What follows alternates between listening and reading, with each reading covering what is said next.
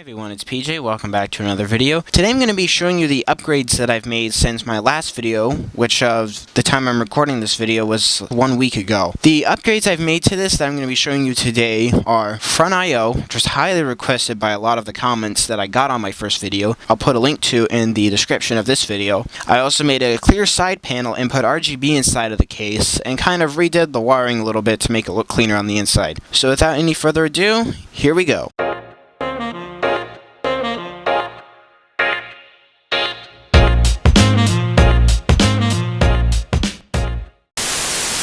So starting out with the Front I/O here, we have two USB 3.0s, a audio in and audio out. This was originally designed for a 3.5-inch port on the front of a PC case, but I ended up retrofitting it using 3 of the standoffs inside of the case, which I'll take a close-up of here in a minute. The aesthetic didn't turn out as well as I wanted it to, but it still looks very clean for what it is. So we have the USB ports and then our audio ports. I didn't end up using this original one up here. It still looks pretty good, in my opinion. There's no sharp edges or anything. I could potentially make this look better if I painted this silver, but for now I'm going to leave it black just because it adds a little contrast to the front of the case and it just doesn't look so much like a blank slate, if you know what I mean. So now we'll move on to the clear side panel and RGB.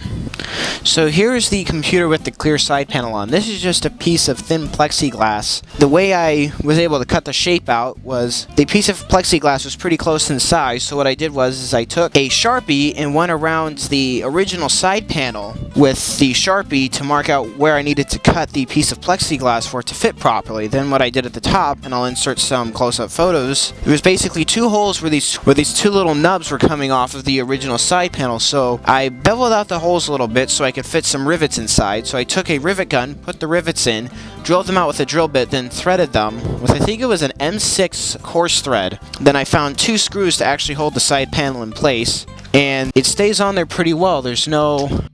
I mean, it does move, but it will stay in there unless you're like trying to rip it off. There's a little bit of a gap here, so I gotta... There we go.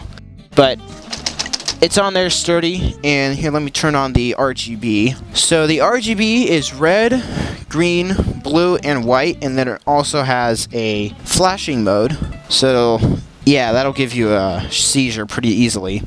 Sorry, just go through his cycles here. Now let me put this back on red because that's my favorite color. And now I'll do a close-up of how the RGB is actually wired up. So here's the last thing I'm going to show you, which is the RGB controller. It has this IR LED on top, which is connected to lever modes. So we're already on white mode. Then we have blue, green, red, and seizure.